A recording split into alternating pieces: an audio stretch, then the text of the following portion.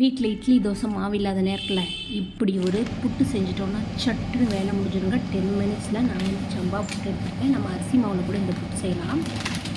ஒரு டம்ளருக்கு வந்துட்டு ஒரு அரை டம்ளர் மாதிரி நான் தண்ணி வந்து தெளித்து விட்டு அப்புறம் வந்து கொஞ்சமாக உப்பு ஆட் பண்ணிட்டேன்.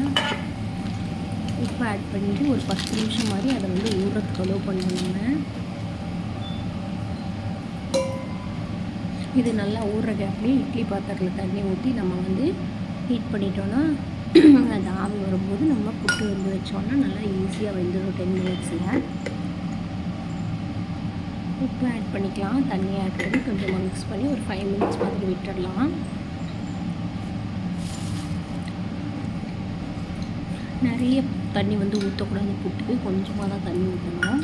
இல்லைன்னா கொல கொலன்னு ஆகிடும். இதுவே வந்துட்டு கொஞ்சம் லைட்டாக கொல கொலன்னு ஆன மாதிரி இருந்துச்சு. ஆனால் கொஞ்சம் நேரம் ஊரில் போட்டு கொஞ்சம் புசுருன்றதுனால ரொம்ப நல்லா இருந்துச்சு.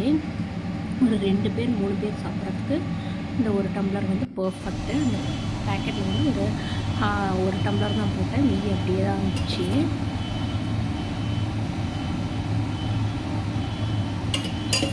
இட்லி பாத்திரத்தில் நம்ம நல்லா ஃபுல்லாக ஸ்ப்ரெட் பண்ணி விட்டுக்கலாம். இதில் வந்து கட்டி இருந்துச்சுன்னா லேசாக அப்படியே வந்து உடச்சி விட்டுடுங்க, இல்லைன்னா சாப்பிடும்போது ஒரு மாதிரி இருக்கும்.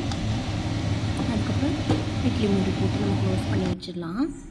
அவ்வளோதாங்க, ஒரு 10 மினிட்ஸில் ரெடி ஆகிடுது. அதுக்குள்ளே நம்ம தேங்காய் திருவி வச்சாச்சு. அப்புறம் கொஞ்சமாக நெய் ஊற்றி கடாயில் முந்திரி பருப்பு விருப்பம்னா திராட்சை கூட ஆட் பண்ணிக்கலாம், நல்லா வறுத்துக்கலாம்.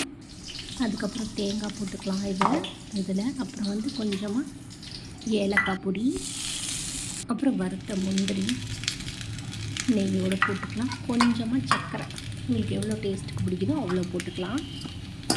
நான் கொஞ்சம் கம்மியாக தான் யூஸ் பண்ணிக்குவேன், சும்மா ஒரு 2 ஸ்பூன்ஸ் மாதிரி போட்டுக்கிட்டேன். உங்களுக்கு வந்து சுகர் வேண்டாம்னு சொன்னால் வந்து நம்ம அப்படியே கொண்டக்கடலை கறி அது மாதிரி ஏதாவது குழம்போடு சேர்த்து சாப்பிட்லாம். நீங்களும் ட்ரை பண்ணி பாட்டு எப்படி இருக்குன்னு எனக்கு கமெண்ட்டில் சொல்லுங்கள். பாய்.